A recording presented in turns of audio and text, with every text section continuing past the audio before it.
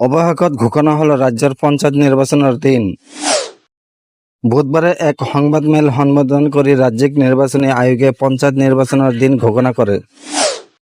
এইবার দুটা পর্যায়ত অনুষ্ঠিত হব পঞ্চায়েত নির্বাচন। প্রথম পর্যায়ের নির্বাচন 2 মে আর দ্বিতীয় পর্যায়ের নির্বাচন 7 মে অনুষ্ঠিত হব। প্রথম পর্যায়ের নির্বাচন বরাক উপত্যকা আর উজনি অসমত অনুষ্ঠিত হওয়ার বিপরীতে দ্বিতীয় পৰ্যায়ৰ নিৰ্বাচন নামনি অসমত অনুষ্ঠিত হ'ব। এনে সময়ত ভোটাৰসকলৰ বাবে আছে এক ডাঙৰ খবৰ, কিয়নো ভোট দিবলৈ যোৱাৰ সময়ত ভোটাৰ কাৰ্ডৰ লগতে অন্য পৰিচয় পত্ৰৰ লগত নিব লাগিব। তাৰ পাছতে ভোটদান কৰিব পাৰিব। ভোটাৰ কাৰ্ডৰ বাহিৰে ভোটাৰে উল্লেখিত যিকোনো এখন পৰিচয় পত্ৰ লগত নিব লাগিব।